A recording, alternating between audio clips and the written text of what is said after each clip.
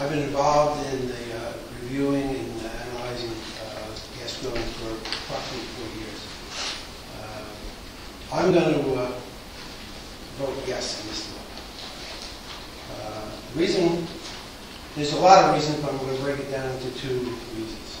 One is the health and environmental issues. And these will not be fully understood for decades.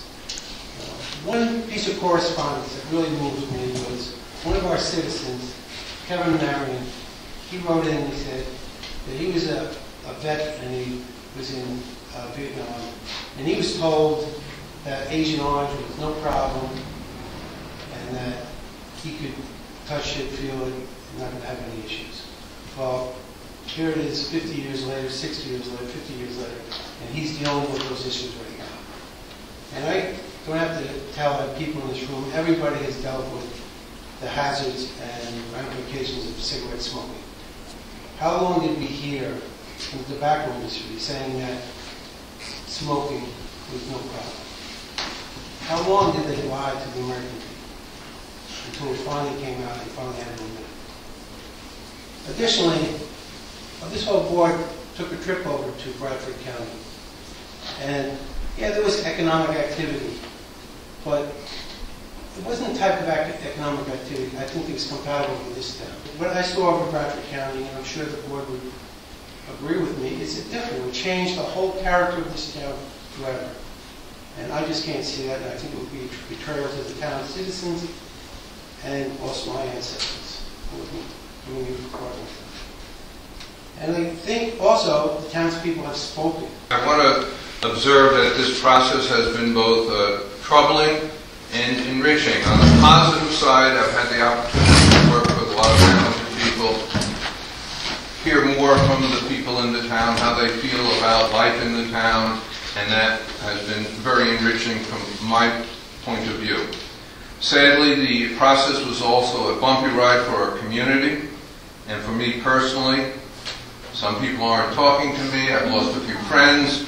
This is regrettable, and I'm deeply saddened and wounded by that. This sometimes happens when you take on a complicated issue. A large percentage of our community did become engaged in the process, and this is good and helpful.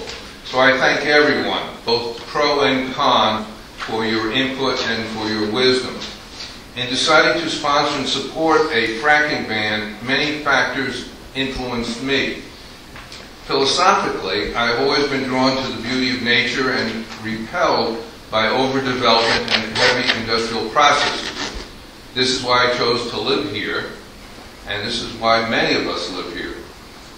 The concept of jeopardizing our surface waters and aquifers is entirely repugnant to me. I believe that the idea of purposefully contaminating pure water with known carcinogens is a crime against nature. How long will it take before we realize that pure water and healthful air and food are essential for a healthy population? Thinking globally, I believe that the day will soon be at hand when water will be the most valuable substance on planet Earth. Societies have flourished without natural gas, but no society in the history of this planet has ever survived without water. I strongly believe that a community has a right to self-destiny, also known as home rule, and it is abundantly clear that this community overwhelmingly wants to ban fracking from our borders. Bans have been enacted by other towns, cities, states, and even countries. For an example, all of our immediate neighboring towns have enacted bans, as have the city of Raleigh, state of Vermont, France, Czech Republic, Bulgaria. Germany is moving in that direction also. Fracking operations have been suspended in the United Kingdom. New Jersey has banned the treatment of fracking waste and passed a one-year moratorium. So what we're proposing here in Highland tonight is by no means radical. It has become undeniable that most of the people in the town of Highland want to maintain the beauty and tranquility of our area and do not want to live in an industrial landscape. And if democracy is to have any meaning here, we must heed the will of the people. On a personal level, none of us in this room founded a large tract hunting club. We inherited them. I believe that we too owe the next generation the gift of beautiful, unspoiled places to hunt and fish. Fighting to make sure that this legacy is not spoiled is what being a sportsman is all about. We can't ask the deer or the trout or the grouse or the bass what they would want, for they are voiceless. No, we have to speak for them and advocate for them, for their habitat, and to protect this legacy for the next generations. I would rather bequeath the joy of the outdoors to future generations than all the royalties imaginable. There are some things that simply are priceless.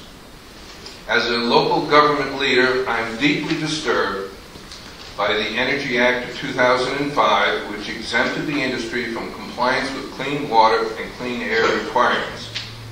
Neither the EPA nor the New York DEC has stepped up with meaningful protections, such as classifying fracking waste as the hazardous byproducts they are, and requiring that every drop be manifested and accounted for. Absent help from these state and federal agencies, it falls upon us in this void, locally, to do what we can to protect our environment. Those of you who think that we're taking away your right to make money, to get your minerals, I'd like to know why your right to make money and take minerals is more important than all of the people of the town of Highland's right to safe water, safe air, and a land that they can pass down to their children. May we have a roll call vote? Councilman Howard. Yes. Councilwoman Scully. Yes. Councilman Whitcomb. Yes. Councilman Bosch. Yes. Supervisor Boyer. Yes.